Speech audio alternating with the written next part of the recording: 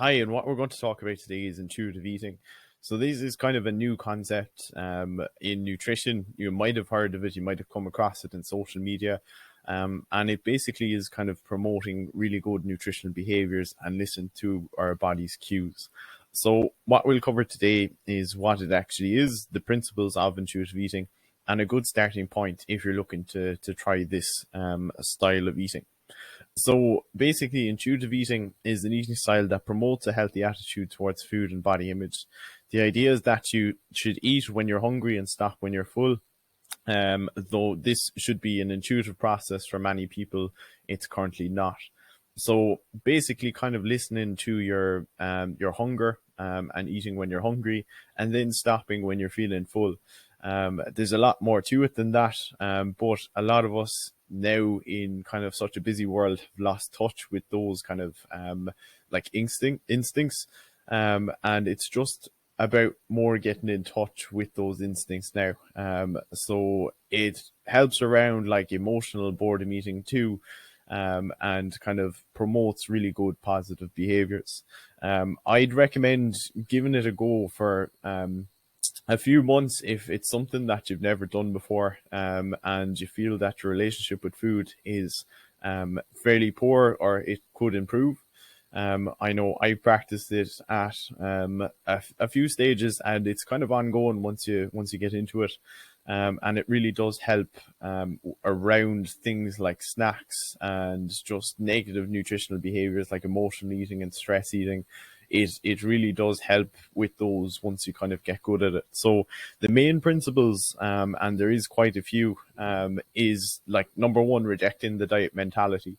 So that basically means that like the world at the moment, and has been for hundreds of years, it's like everybody should go diet, and it's diet this, diet that, and like there's a new diet every week now at this stage, and it's just like rejecting that, and seeing that like it's more of a lifestyle change and more sustainability into the future by creating good behaviors and good eating patterns.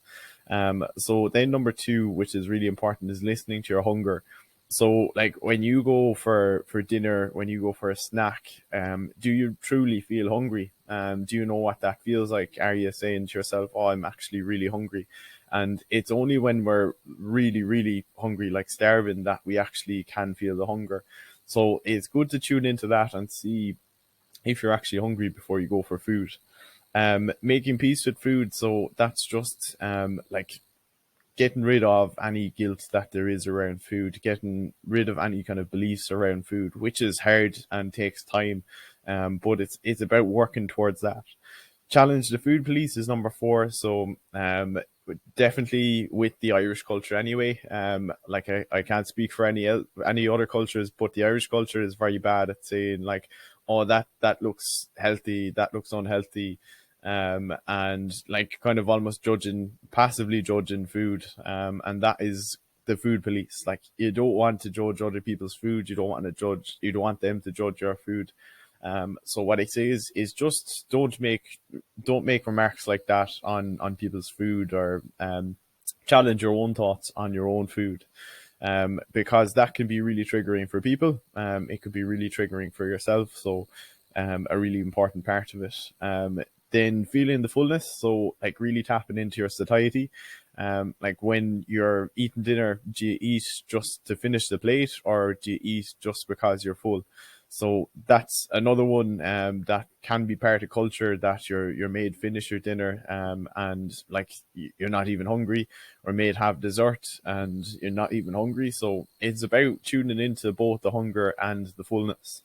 The satisfaction factor, so it's about enjoying food too at the same time. Food is there to be enjoyed. It's there to make us feel great. So really appreciating that and seeing that side of food.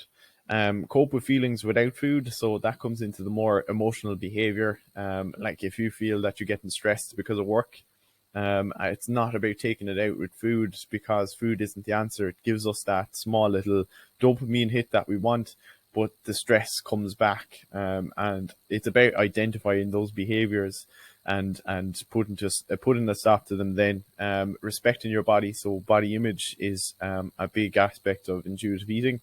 Like if we can't appreciate ourselves, then it just sends us down a poor body image kind of rabbit hole. So about working with that, you'd want to like even give yourself compliments. For every, I say for my own clients, like every negative thought that you have, give yourself 3 positives, because that will make you end up laughing in the mirror, and that's what we want. That's brilliant. So then exercise and feel the difference. So like it promotes movement, it promotes doing exercise not to burn calories but to feel good. Exercise is there as like a way to get rid of stress, a way to improve our health and long-term health. So look at exercise like that. Go out for a walk just because you want to get some sunshine, not because you want to burn calories, because that's not sustainable in the long term. And then honor your health. So just respecting your long-term health, doing eating and nutrition and exercise just for like the benefits that it does have for health. And again, like just not doing anything dangerous that can damage your health from a nutrition and exercise perspective as well.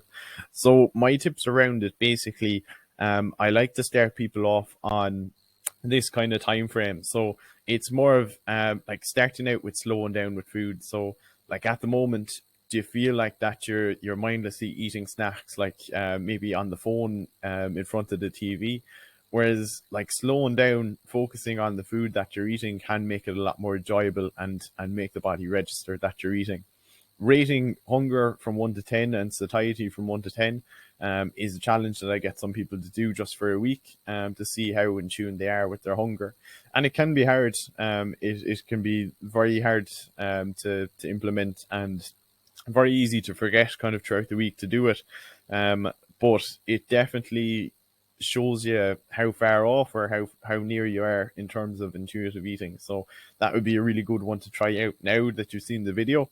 And then the food police side of things too, just trying not to comment on others. You can't obviously you can't help what other people say about your food, but it's just about not passing judgment on other people's food, because that can help your perception of food as well. So give those 4 a go, and then start working on the others. And if you need any help with intuitive eating, just reach out and we can have a chat on how to best reach your goals with it.